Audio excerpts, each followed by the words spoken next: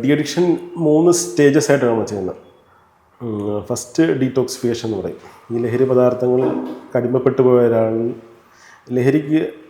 ലഹരിയിലാണ് പ്രവർത്തിക്കുന്നത് ശരീരം. അപ്പോൾ ആ ലഹരി ശരീരത്തിൽ നിന്ന് മാറുമ്പോൾ ഉണ്ടാകുന്ന ശരീരത്തിന് കുറേ അസ്വാസ്ഥ്യങ്ങളുണ്ടാകും. ആ അസ്വാസ്ഥ്യങ്ങളെ നമ്മൾ മാനേജ് ചെയ്യണം. ഉദാഹരണത്തിന് മദ്യപിക്കുന്ന ഒരാളാണെങ്കിൽ മദ്യപാനം നിർത്തുമ്പോൾ വിറയൽ, വെപ്രാളം, നെഞ്ചിടിപ്പ്, ആങ്സൈറ്റി സിംറ്റംസ് അങ്ങനെയുള്ള പ്രശ്നങ്ങളുണ്ടാവാം.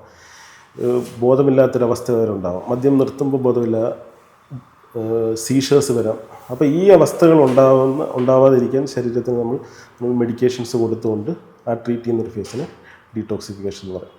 പിന്നെ നമ്മൾ സെക്കൻഡ് സ്റ്റേജ് എന്ന് പറയുന്നത് ഇനീഷ്യൽ റിക്കവറി സ്റ്റേജ്. റിക്കവറി സ്റ്റേജിൽ നമ്മൾ മദ്യം തലച്ചോറിൽ ഉണ്ടാക്കുന്ന അഡിക്ഷൻ കാരണം, തലച്ചോറിൽ റിവാർഡ് സെൻറ്റേഴ്സിൽ ആക്ട് ചെയ്യുന്ന മൂലം ക്രേവിങ്, ആസക്തി അമിതമായിട്ടുള്ള ആസക്തി ഉണ്ടാവില്ല ലഹരി പദാർത്ഥം. ആ ആസക്തി എങ്ങനെ കൺട്രോൾ ചെയ്യണമെന്നാണ് നമ്മൾ സെക്കൻഡ് സ്റ്റേജിൽ നമ്മൾ ആളിനെ ട്രീറ്റ് ചെയ്ത് പറഞ്ഞ് മനസ്സിലാക്കി കൊടുക്കുന്നത്. അവിടെയൊക്കെ നമുക്ക് സൈക്കോളജിസ്റ്റിൻ്റെ റോൾ ഭയങ്കര ഇമ്പോർട്ടൻ്റ്. അത് കഴിഞ്ഞ് തേർഡ് സ്റ്റേജിലാണ് നമ്മൾ റിലാപ്സ് പ്രിവെൻഷൻ. ഇനി തിരിച്ച് ലഹരിയിലേക്ക് വീണ്ടും പോകരുത്. കാരണം ഒരു തവണ ലഹരി ഉപയോഗിക്കുന്ന ആൾ വീണ്ടും ലഹരിയിലേക്ക് പോകാനുള്ള സാധ്യത ഭയങ്കര കൂടുതലാണ്.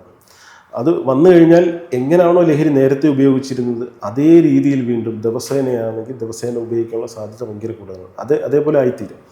അപ്പം ആ റിലാപ്സ് പ്രിവെൻഷനെ എങ്ങനെ ചെയ്യാൻ പറ്റും എന്നുള്ള കാര്യങ്ങൾ പിന്നെ പഠിപ്പിച്ചു കൊടുക്കണം.